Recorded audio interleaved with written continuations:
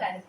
ఎప్పుడైతే మన ఆర్యవైశ్యులకు అందరికీ కూడా వేదాలను, ఆ తర్వాత వీరికి రాజకీయ పరంగాను లౌకిక పరంగా వ్యవహారిక జ్ఞానాన్ని వీళ్ళందరూ కూడా ఏ విధంగా ఉండాలి అని ఆచరించడానికి, తెలియచేయడానికి, జ్ఞానాన్ని వికసింప చేయడానికి మనకి గురు భాస్కరాచార్యుల వారి రూపంలో బ్రహ్మదేవుడే వచ్చారండి.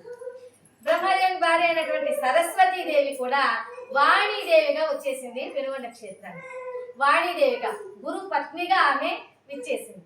మరి గురు పత్నిగా ఉన్నటువంటి ఆ వాణీదేవి మన ఆర్యవైశ్యులకు, మహిళలకు, పిల్లలకు, వీళ్ళకందరికీ కూడా అనేకమైనటువంటి విద్యలు నేర్పించటం, అనేకమైనటువంటి సాహితీ సరస్వతులను వీళ్ళందరికీ కూడా తెలియచేయటం, ఆ వాణీదేవి వీరందరికీ కూడా విద్యాభ్యాసాన్ని అందించడం, జ్ఞానాన్ని అందించటం, అనేకమైన రహస్యాలు తెలియచేయటం గురుపత్నిగా వచ్చేసింది వాణిదేవి. ఇప్పటికి ఎంతమంది అయ్యారమ్మా?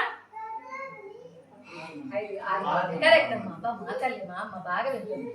6 అయినారు.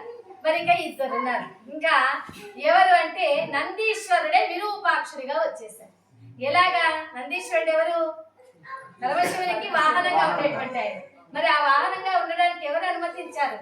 ఒకానొకప్పుడు శిలాదుడు అనేటువంటి అతను పార్వతీదేవితో, అమ్మా నేను శిలలను భక్షించే శిలాదుడను, నీవేమో శైలపుత్రివి, శైలజవి, నీవేమో శైలపుత్రివి, కనుక మన ఇద్దరం కూడా శిలాదుడను శైలజవు కనుక మన ఇద్దరం కవల పిల్లలుగా జన్మించాలని ఉందమ్మా అని వరం కోరుకుంటారు పార్వతీదేవితో. తథాస్తు అని వరం ఇస్తుంది ఆ పార్వతీదేవి. అలా ఆ విధంగా ఆ నందీశ్వరుడే విరూపాక్షుడిగా ఈ అమ్మవారు భూలోకానికి వచ్చేటప్పుడు ఆ విరూపాక్షుడిగా వస్తారు. తర్వాత అమ్మవారు ఆదిశక్తి అంశయే, పార్వతీదేవి అంశయే, వాసవి రూపములో మనకి అమ్మవారు ఆదిశక్తియే వాసవిగా, పరమేశ్వరియే వాసవిగా మనకి భూలోకానికి, దిగి నుండి భూలోకానికి మన ఆర్యవైశ్యుల కోసమే దిగి వచ్చిన దేవత ఎవరమ్మా? వాసవి మాత. జై బలో వాసవి మాత.